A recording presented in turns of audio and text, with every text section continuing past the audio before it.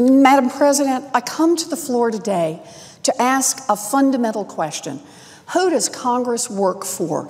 Does it work for the millionaires, the billionaires, the giant companies with their armies of lobbyists and lawyers? Or does it work for all the people? People are frustrated with Congress, and part of the reason, of course, is gridlock. But mostly it's because they see a Congress that works just fine for the big guys, but it won't lift a finger to help them.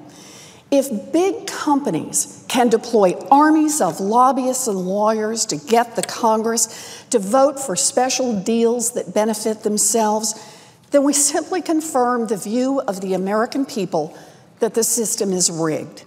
And now the House of Representatives is about to show us the worst of government for the rich and powerful.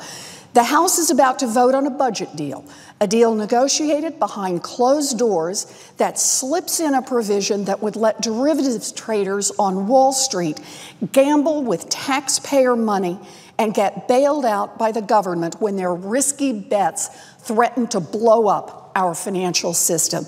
These are the same banks that nearly broke the economy in 2008 and destroyed millions of jobs. The same banks that got bailed out by taxpayers and are now raking in record profits. The same banks that are spending a whole lot of time and money trying to influence Congress to bend the rules in their favor.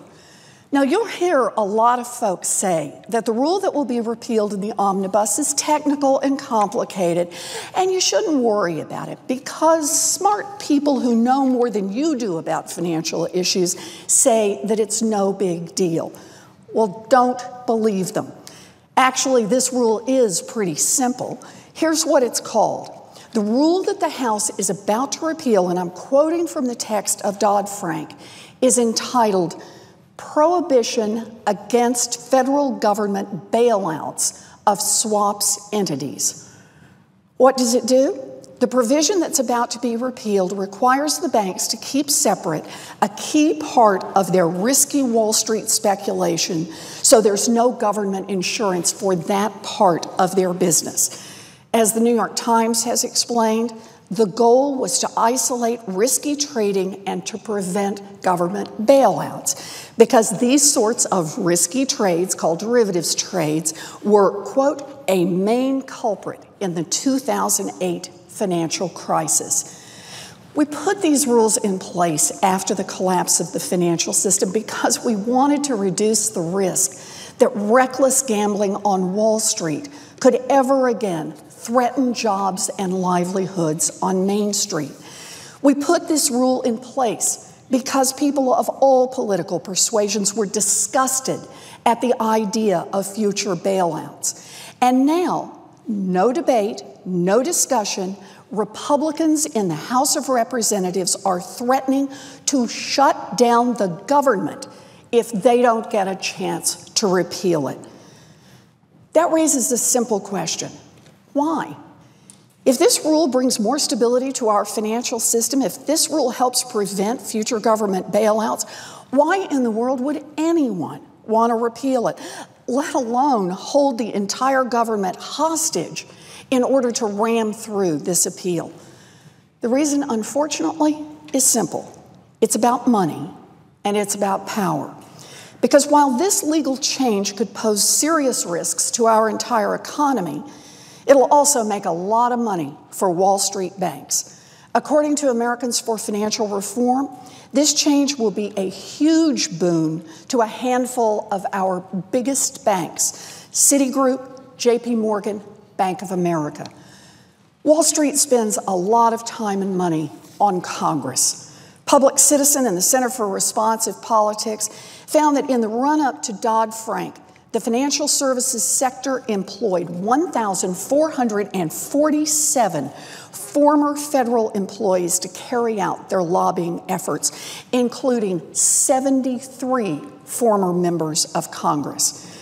And according to a report by the Institute for America's Future, by 2010, the 6 biggest banks and their trade associations employed 243 lobbyists who once worked in the federal government, including 33 who worked as chiefs of staff for members of Congress and 54 who had worked as staffers for the banking oversight committees in the House and the Senate.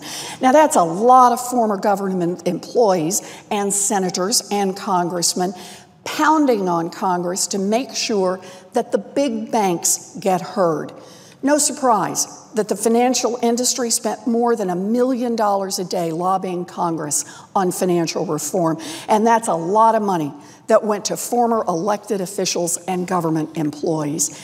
And now we see the fruits of those investments. This provision is all about goosing the profits of the big banks. Wall Street isn't subtle about this one. According to documents reviewed by the New York Times, the original bill that is being incorporated into the House's spending legislation today was literally written by Citigroup lobbyists who, quote, redrafted the legislation, quote, striking out certain phrases and inserting others. It's been opposed by current and former leaders of the FDIC, including Sheila Bair, a Republican who formerly chaired the agency, and Thomas Hoenig, the current vice chairman of the agency. For those who are keeping score, this is the agency that will be responsible for bailing out Wall Street when their risky bets go sour. Now, I know that House and Senate negotiators from both parties have worked long and hard to come to an agreement on the omnibus spending legislation. And Senate leaders deserve great credit for preventing the House from carrying out some of their more aggressive fantasies about dismantling even more pieces of financial reform. But this provision goes too far. Citigroup is large and it is powerful, but it is a single private company. It shouldn't get to hold the entire government hostage, to threaten a government shutdown in order to roll back important protections that keep our economy safe.